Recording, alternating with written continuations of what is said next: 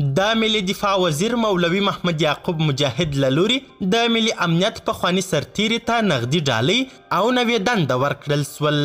دغه سرتیري د جمهوري نظام پر مهال زیات امریکایان مردار کړي دي. دا چې ملا یعقوب څنګه او چیرې یاد سرتیري ته دنده او پیسې ورکړې، همدارنګه دغه شخص څومره امریکایان مردار کړي. که غواړئ پوه سئ نو ویډیو تر پایه وګورئ. سلامونه قدرمنو لیدونکو، مشال پریس یوټیوب چینل ته مو هرکلی کوم. په ننګرهار ولایت کې هغه کس وستایل سو چې 2 امریکایان یې مردار کړي وو.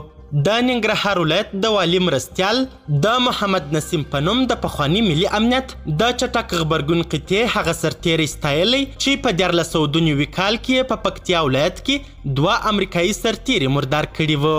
د ننګرهار ولایت مقام پر خپل ټویټر پاڼه لیکلي چې د ننګرهار د والي مرستیال مولوي محمد رباني صالح له نوموړي سره د مالي مرستې ترڅنګ هغه ته په یوه مناسب ځای کې د مقرري ژمنه هم ورکړه. دغه کس وایي هغه مهال چې د یوه لاریون په ترڅ کې ملکي خلکو نوموړي ته د امریکایانو د وژنو په غبرګون کې هغه ته پیغور ورکړی و، نو یې په دغه کار لاس پورې کړ او 2 امریکایان یې ووژل.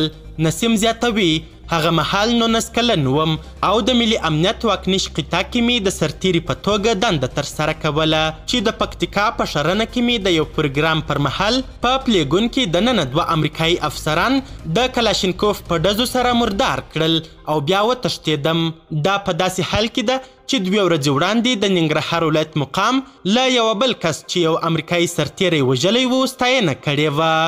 قدرمنو لیدونکو، د ویډیو له کتلو مو نړۍ مننه. د لا زیاتو او نورو لحظه پر لحظه خبري مطالب لپاره زموږ همدغه مشال پریس یوټیوب چینل حتما سبسکرایب کړئ. تر بیا او بلې ویډیو ښه وخت ښه چارې، د الله په امان.